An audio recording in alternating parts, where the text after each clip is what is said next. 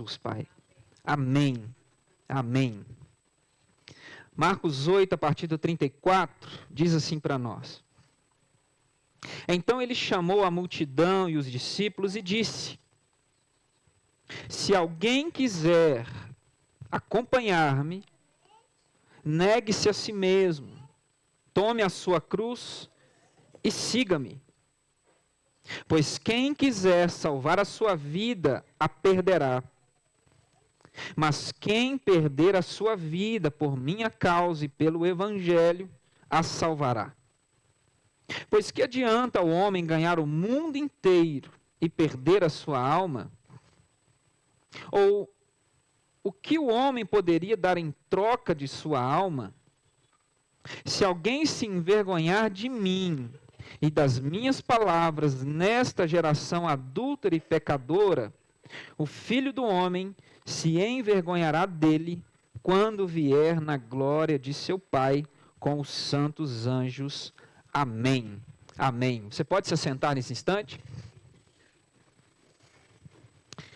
Sem dúvida alguma, o apóstolo Paulo estava certo, completamente certo, ao dizer que a mensagem da cruz, ao dizer que o Evangelho, que a pregação do Evangelho, a lógica do Evangelho, ela soa como loucura aos ouvidos daqueles que não foram alcançados pela graça, daqueles que não foram transformados pela presença do Espírito Santo.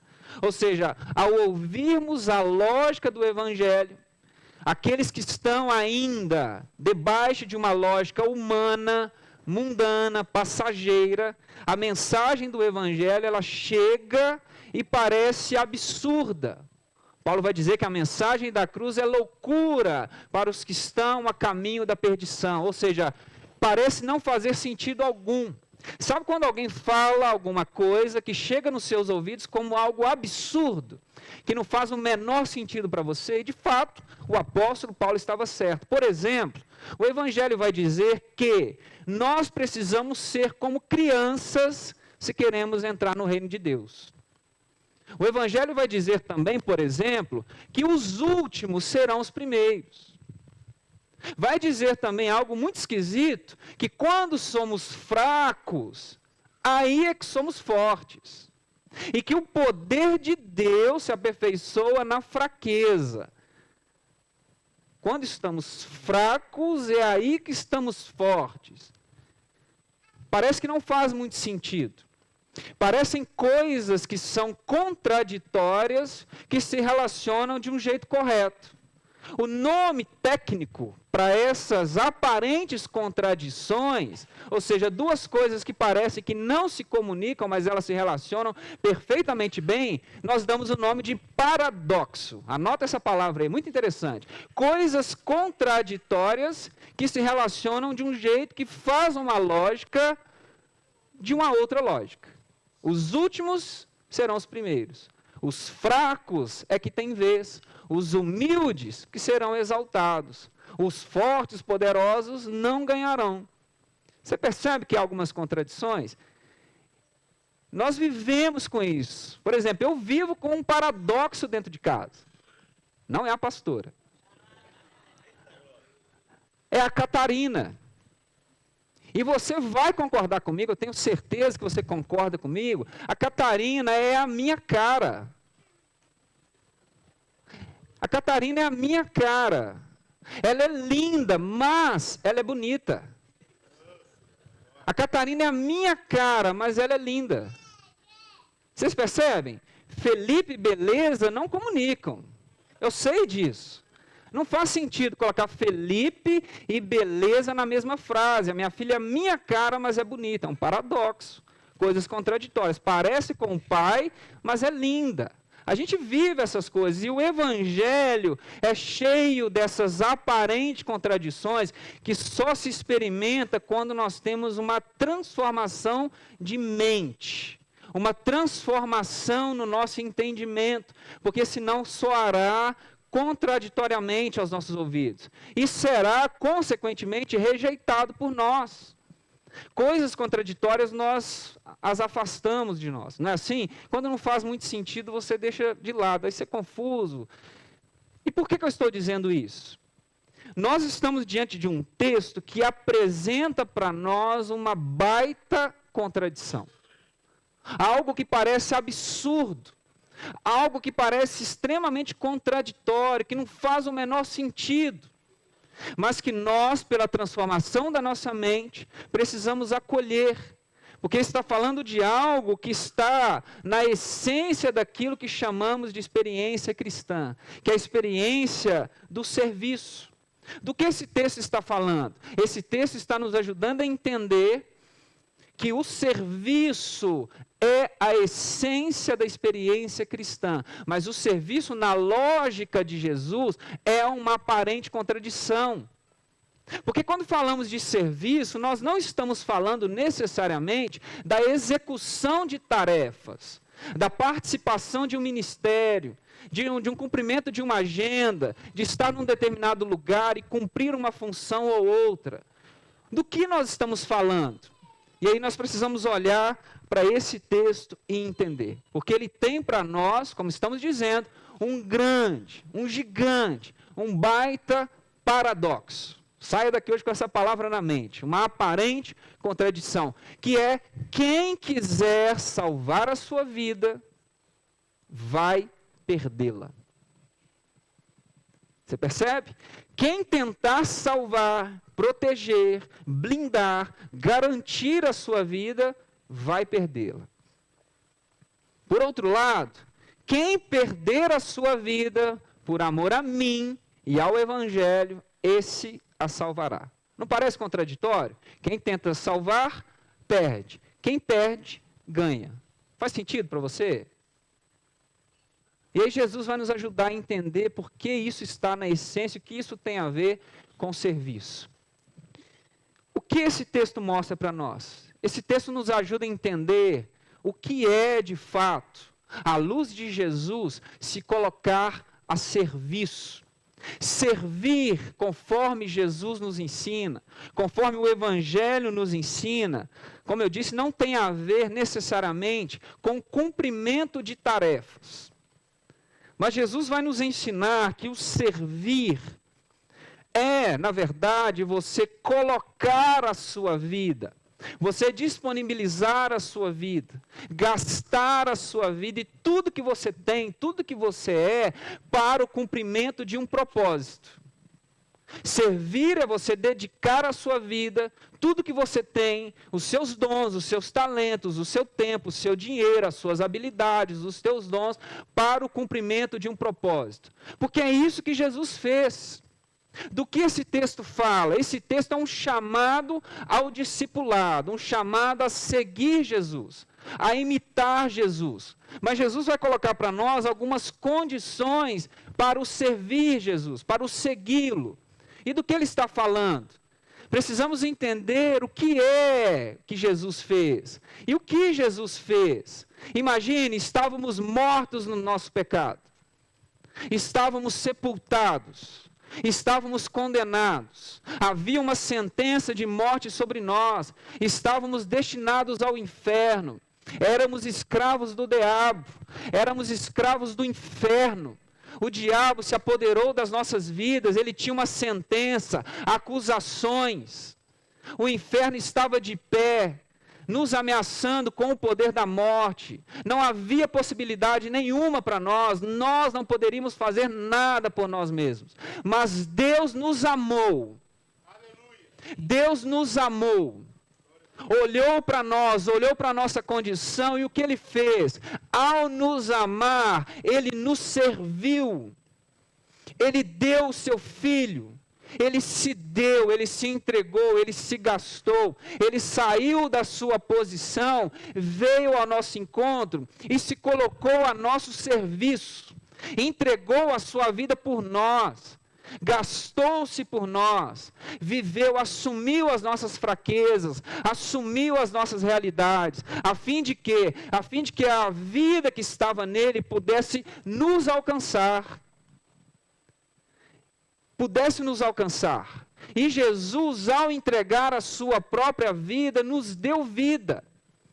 Então, o amor de Deus por nós resultou num grande ato de entrega. Jesus se gastou por nós, perdeu a sua vida por nós, entregou o que ele tinha, tudo que ele tinha para que nós pudéssemos viver. E não há mais sobre nós, por meio da fé, nenhuma condenação. Não há sobre nós mais nenhuma sentença. A partir da fé em Jesus, quando eu e você depositamos a nossa fé em Jesus, toda a nossa dívida que está agora pregada na cruz é cancelada. O diabo não tem mais poder sobre nós. O inferno não tem mais poder sobre nós. Você recebeu vida, mas você recebeu vida porque alguém gastou a sua própria vida. Você percebe? Temos algo agora, podemos ter esperança, temos vida, temos um futuro pela frente, há uma eternidade esperando por nós, por meio da fé, porque alguém se gastou, alguém decidiu perder para que pudéssemos ganhar, alguém decidiu morrer para que pudéssemos viver. Percebe que não parece fazer lógica?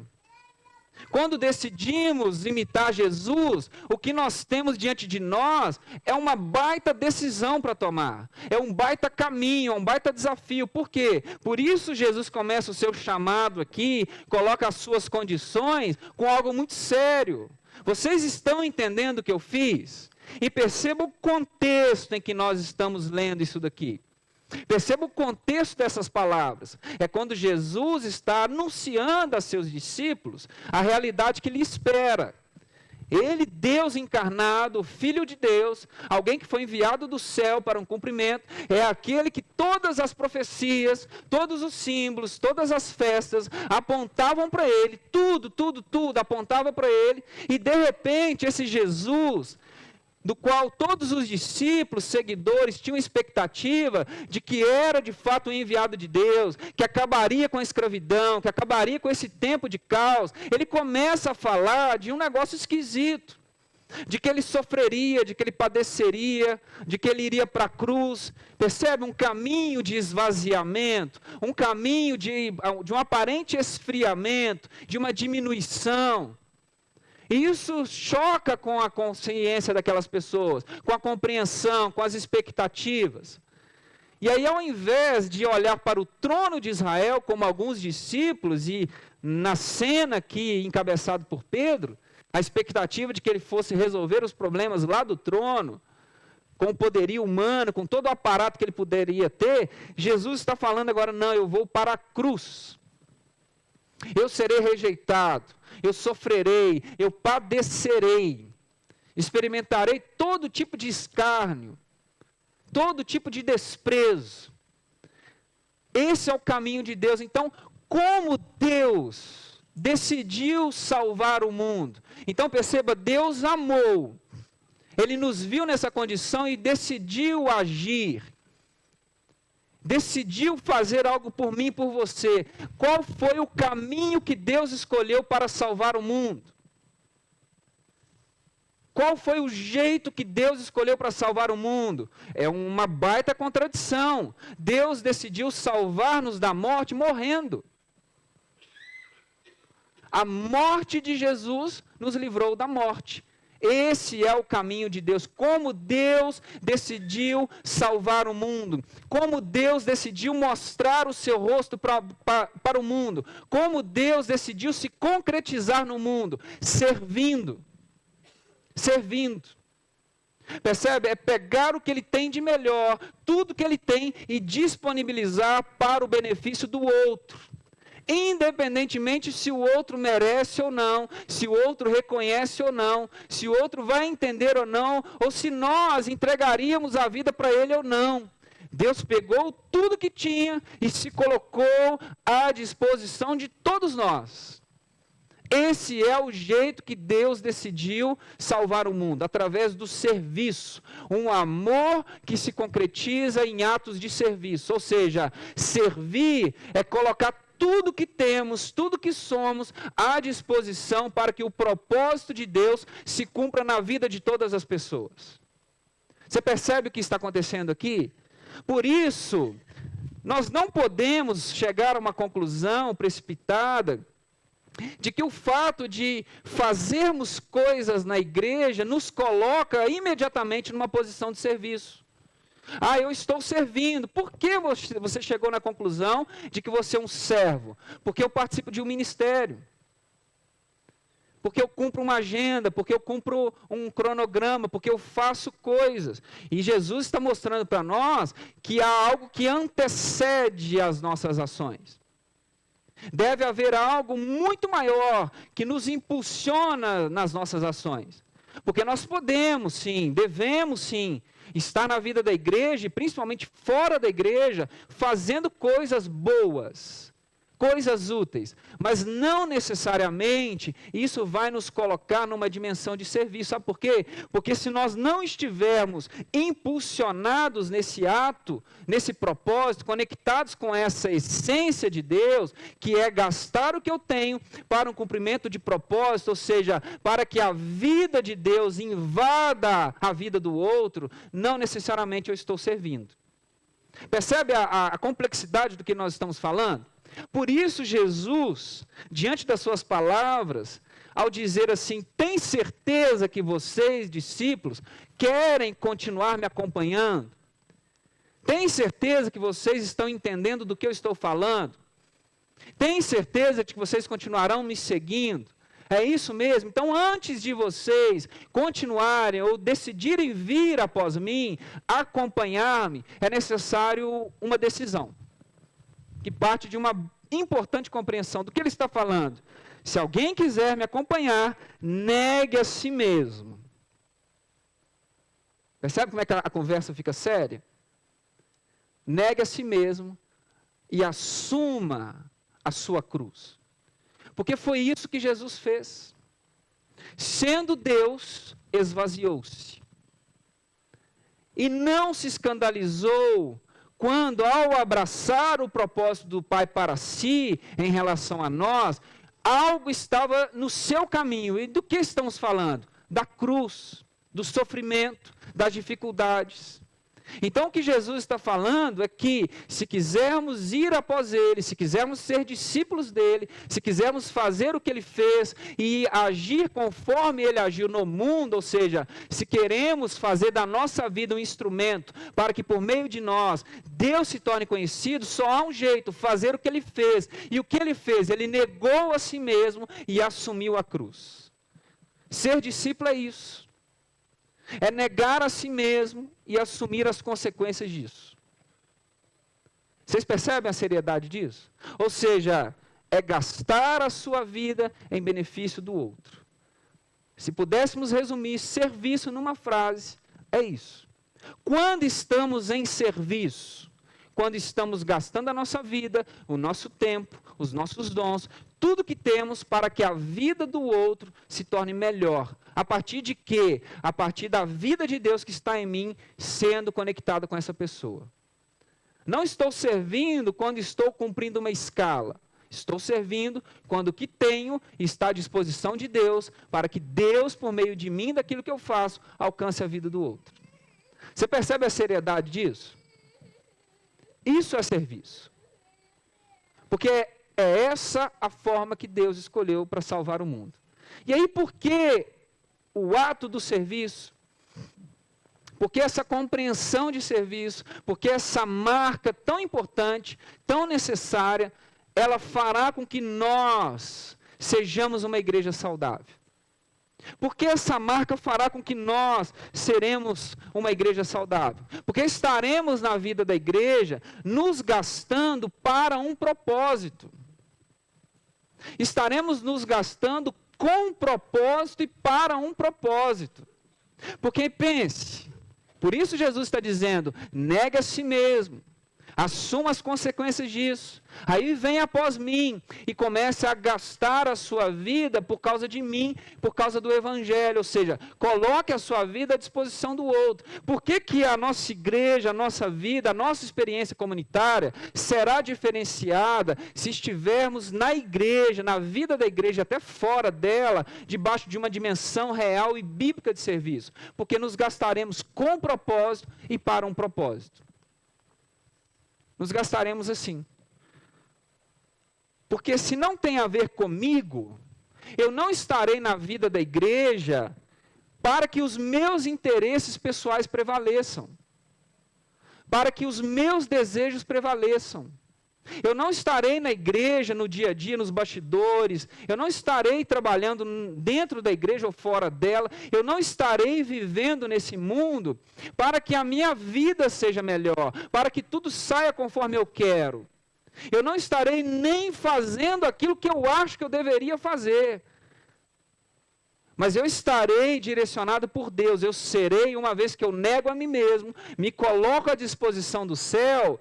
Paulo vai dizer isso, o Espírito Santo vem sobre nós, ele derrama a sua graça e libera dons conforme ele quer para a edificação do corpo de Cristo. Então, uma vez que eu neguei a mim mesmo, assumi as consequências disso, me coloquei como discípulo de Jesus, evidentemente serei tomado pelo Espírito Santo. Deus derramará dons sobre nós, conforme Ele quer, e o Espírito Santo vai nos colocar na vida da igreja, onde o Espírito quer, a fim de que eu seja frutífero. E uma vez que eu esteja posicionado onde o Espírito Santo quer, e não onde eu gostaria de estar, não onde eu acho que eu deveria estar, não onde eu me sinto confortável de estar, eu serei evidentemente frutífero. Frutífero. Porque não tem como eu ser frutífero se eu estou numa posição que não foi o Espírito Santo que me colocou. Não foi. E eu insisto em permanecer lá. E uma vez que eu estou debaixo do Espírito Santo, nesse propósito, esvaziado de mim, o meu objetivo, ao ser levantado por Deus e ao servir na comunidade, tudo que eu quero ao fazer o que faço, não é que meu nome seja citado, não é que meu rosto seja visto, não é que no final de tudo, todo mundo diga como foi bom o evento que ele fez, como foi legal aquilo que ele fez, como foi bacana aquilo que ele fez, mas o meu objetivo é que diante daquilo que eu fizer, seja o que for, que no final de tudo, você ame mais a Deus, você tenha experimentado mais de Deus, que você saia da minha presença, servindo aqui, seja no que for, mais apaixonado por Deus, conhecendo mais de Deus, tanto faz quanto fez o que você vai pensar de mim, mas o que interessa é que o meu ato, seja ele o que for, levou um pouquinho mais de Deus para você. É isso. E o resultado final é que a sua vida espiritual, a sua vida humana, todos os aspectos, ao se cruzar com a minha, aqui dentro ou fora daqui, vai ficar melhor. Vai ficar melhor. Porque eu estou direcionado por Deus, eu estou cheio de Deus, eu estou cheio dos dons de Deus. Então, se o amor de Deus pulsa em mim, o que Deus quer para você? Que a sua vida seja boa. Então, o que eu fizer não tem a ver comigo, tem a ver com você, para que você se torne melhor. E a vida abundante de Deus invada você por meio de mim. Então, por que a igreja vai ser melhor quando estivermos servindo como Jesus? Porque eu estarei aqui à sua disposição. Eu não estarei aqui para fazer o que eu quero, do jeito que eu quero, para que no final tudo convirja conforme eu quero. Mas o meu interesse é o seu interesse. Então, se todo mundo se levanta para fazer aquilo que quer, a gente não sai do lugar. Mas se todo mundo se levanta para fazer o melhor para o outro, todo mundo vai se beneficiar. Pense, se eu me levanto e penso em você, você se levanta e pensa no outro, o outro fica de pé e pensa naquele, aquele se levanta e já pensa um outro. Daqui a pouco, o meu serviço que foi dado para um, ele voltará para mim de um outro jeito que eu nem espero. E todos nós seremos aperfeiçoados. Então, por que a igreja vai ser um lugar melhor? Porque estaremos focados num propósito. Porque servindo como Jesus, a nossa igreja será uma igreja saudável, uma igreja que fará Deus se tornar conhecido. Porque quando nós servimos como Jesus, o que fazemos, isso é muito importante, o que fazemos não nos desgasta, não nos frustra, não nos destrói. Vai dizer se você não viveu isso ou não conhece alguém que desistiu.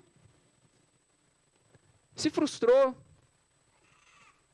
E só da possibilidade, do pastor olhar para a pessoa, ela já Não olha para mim não, que vai me pedir para fazer. Eu não faço nunca mais. Eu quero ficar no meu cantinho aqui, porque eu me levantei para fazer alguma coisa e só me prejudiquei. Estava servindo e o resultado do que fazemos nos destrói. Não sei se você já viveu essa experiência, eu já vivi.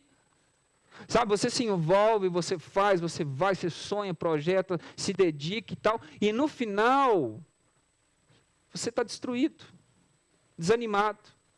E só da possibilidade de você voltar a fazer alguma coisa, você já foge. Já foge. E aí nós associamos o ato do serviço à destruição, ao cansaço, ao desgaste, à frustração, à dificuldade. Mas sabe qual é a grande questão? Na lógica de Jesus, quando nós servimos como Jesus, é justamente o contrário. De novo, um paradoxo. Na nossa vida natural, é fato, quando trabalhamos, nos cansamos, não é assim? Você trabalha lá o dia inteiro. As horas vão passando, é natural que no final do dia, sua perna está doendo, você está com dificuldade, a cabeça dói um pouco, o estômago está já afundando, você fica cansado, a mente já não processa. Cansaço é natural após um processo de entrega, é natural. Mas, Jesus vai nos ensinar um mistério. Quando servimos como Jesus, conectados com Jesus e na lógica de Jesus, o serviço nos renova. O serviço nos alimenta. Há maior felicidade em dar do que receber. Faz sentido para você? Faz algum sentido para você? Na lógica do Evangelho faz. Lembra-se de Jesus na Samaria? João capítulo 4, Jesus está viajando para a Galileia, decidem passar por Samaria, sol de meio-dia, uma viagem a pé, Jesus está cansado, com fome, com sede, se assenta à beira do poço, uma história clássica, você conhece.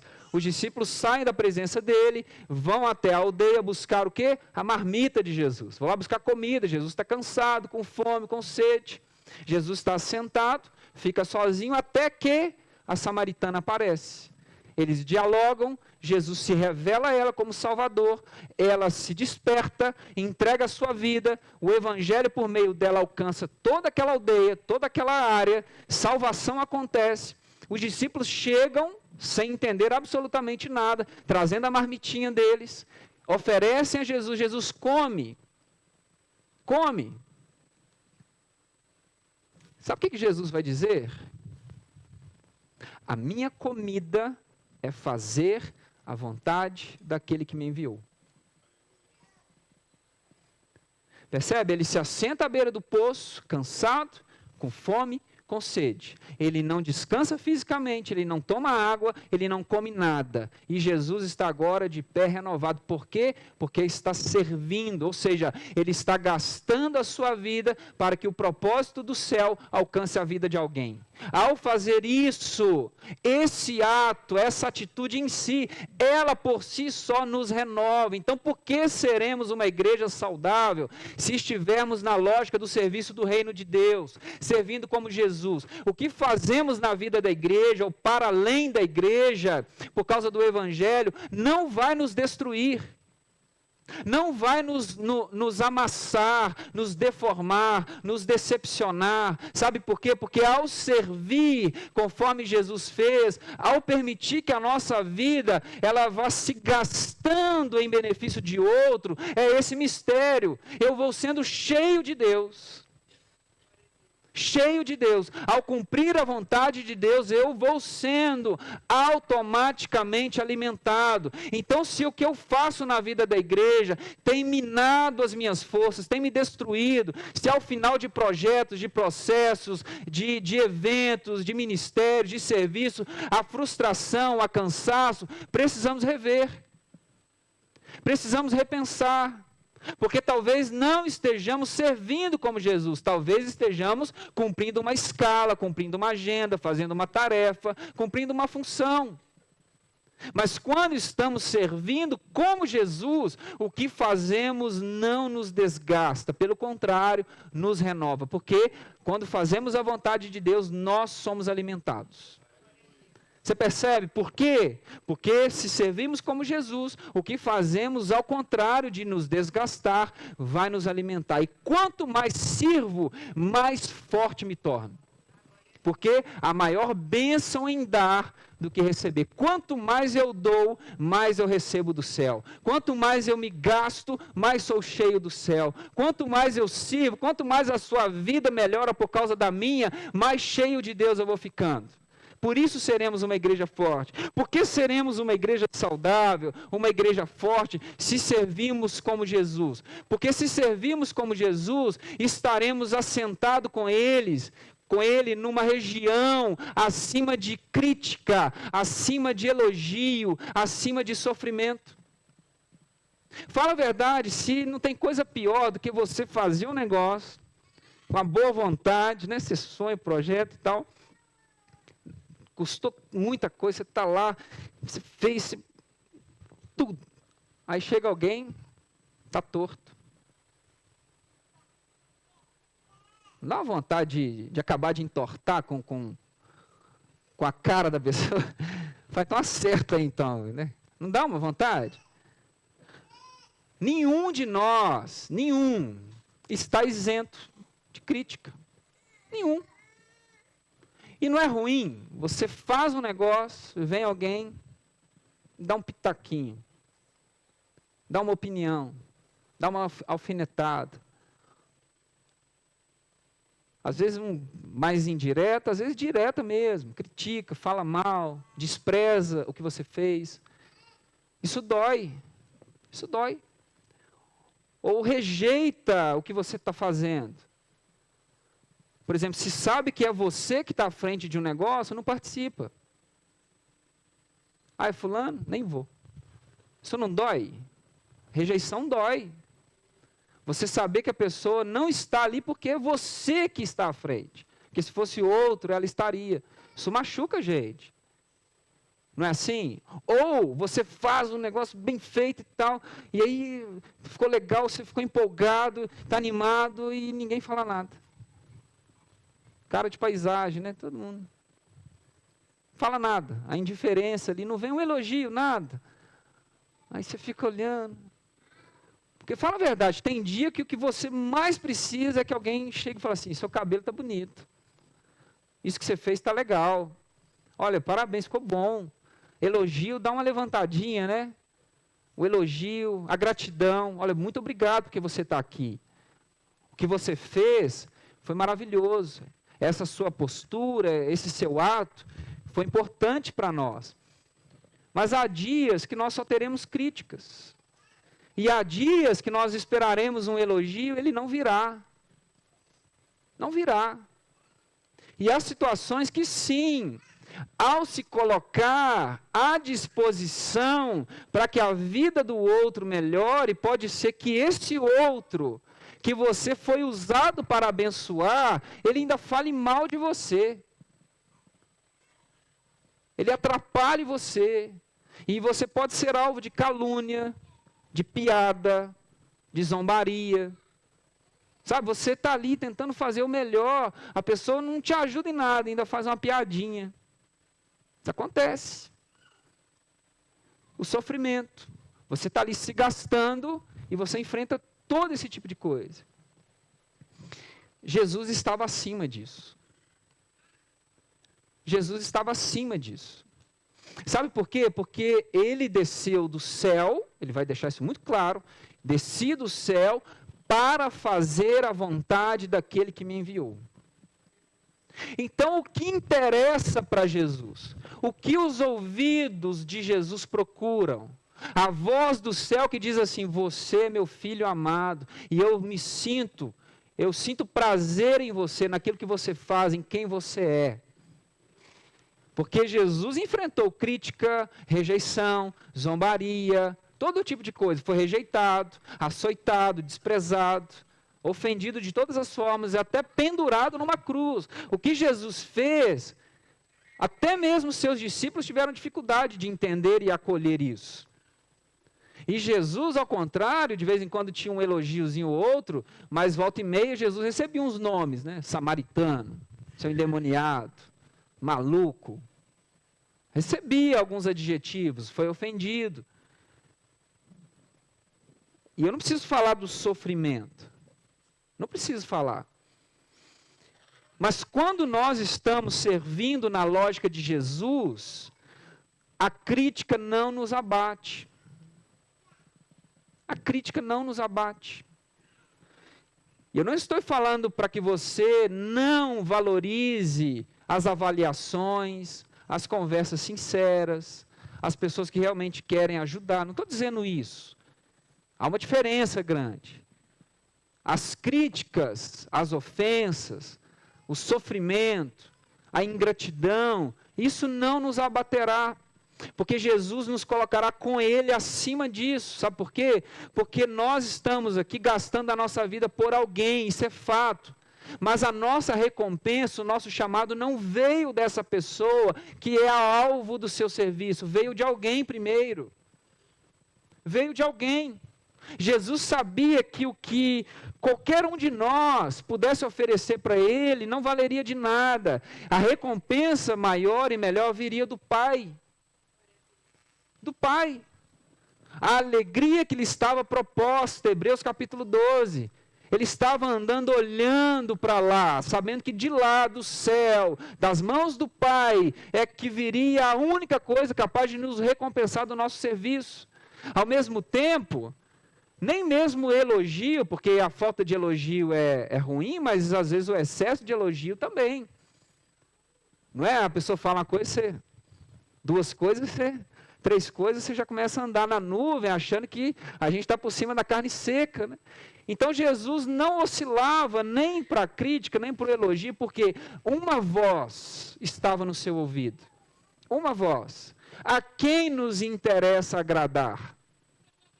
A quem nos interessa servir de fato? Você é o alvo do meu serviço. Aquilo que Deus me chamou para fazer vai encontrar a sua vida, concretamente, precisa encontrar a sua vida. Estou a serviço de Deus para que a sua vida melhore, mas eu não posso viver esperando que você me retribua. Não posso. Porque se vivermos assim, nós nos frustraremos. Cedo ou tarde nós nos frustraremos. Virá uma crítica, um excesso de elogio ou nada de elogio, um sofrimento, uma ingratidão. Mas quando nós estamos servindo na lógica da graça, ou seja, Deus amou e me serviu. O que Deus espera de mim? Nada. Então o que eu tenho que fazer? Amar e servir você, fazer por você o que eu posso. Se você fizer alguma coisa por mim, tudo bem. Se não, a minha recompensa não virá de vocês. A minha recompensa virá de Deus. A sua recompensa virá de Deus. Então, quando nós estamos na lógica de Jesus, nós andamos por cima de crítica, de elogio, de sofrimento, porque nós nos guiamos por uma voz superior. Superior.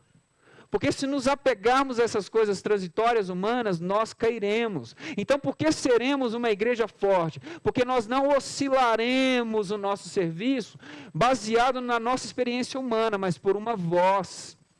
Uma voz. Vai, meu filho. Ninguém está vendo, mas eu estou vendo. Vai, meu filho. Ninguém falou nada, mas você está fazendo como eu quero. Vai, meu filho. Estão te elogiando muito, mas você precisa melhorar aqui. Vai, meu filho. Está doendo, mas eu estou do seu lado. Vai, meu filho. É a voz do céu. E por que seremos uma igreja forte? Por que seremos uma igreja saudável? Porque se servimos como Jesus, nós faremos tudo com a máxima excelência possível. A máxima excelência. Imagine, Deus nos amou e decidiu fazer algo.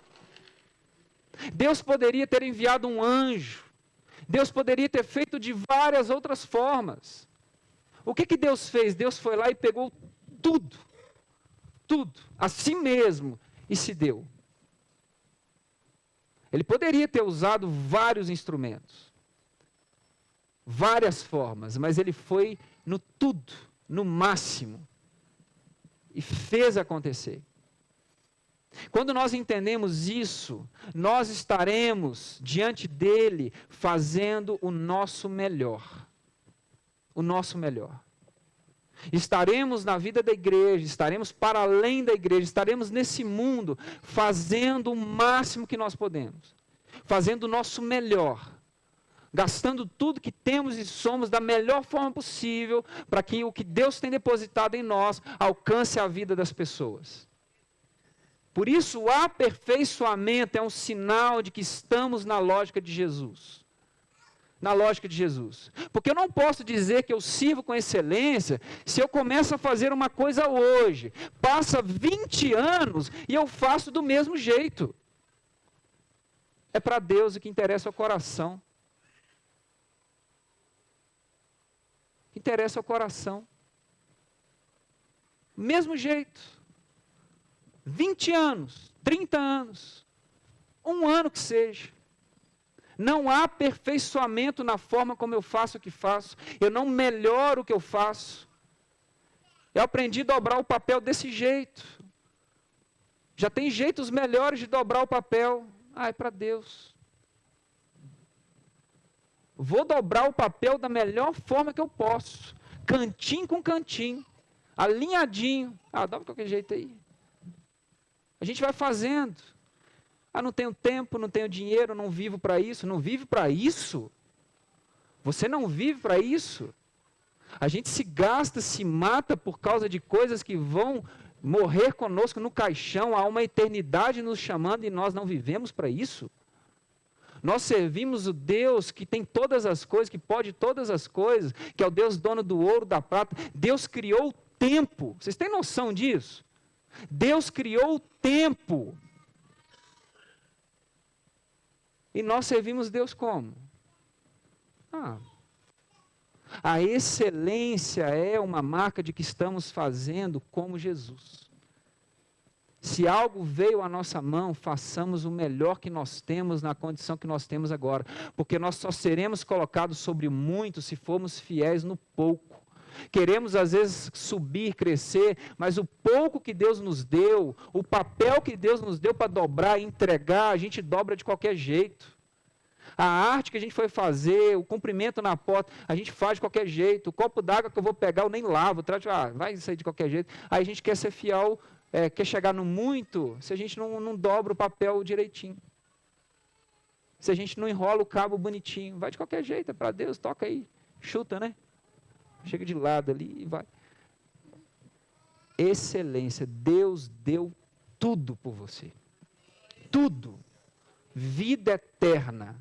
Salvação. Eternidade. Tem noção de que a morte não tem mais poder sobre você? Por quê? Porque ele foi excelente. Ele foi até as últimas consequências. Ele deu até a última gota por você. Então, dê até a sua última gota. Não para mim, não para essa igreja, mas para Ele. Onde você estiver, onde Ele colocar você, seja com quem você encontrar, gaste tudo que você tem, tudo que você é, os dons, o seu tempo, seu dinheiro, para fazer da vida do outro melhor. Porque Jesus está dizendo, esse é o caminho da vida. Quanto mais nós perdermos por causa dEle, por causa do Evangelho, mais abençoados seremos, mais vida nós teremos. Quanto mais perdermos, mais salvos seremos, mais aperfeiçoados. Essa é a lógica do Evangelho. Essa é a lógica do Evangelho. E como experimentar isso?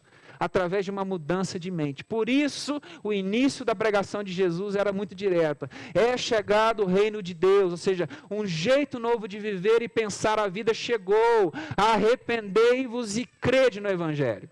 Abra a mente, expanda a mente, mude a forma de pensar e se lance nesse caminho de vida, porque é isso que Jesus nos chama. Quem quer vir após mim, negue-se a si mesmo, tome a sua cruz, me siga e vá gastando a sua vida, a fim de que o que eu tenho para fazer alcance a vida dos outros. E seremos uma expressão concreta de Deus no mundo. Aleluia, se coloque de pé, eu quero orar por você nessa hora. Feche os seus olhos.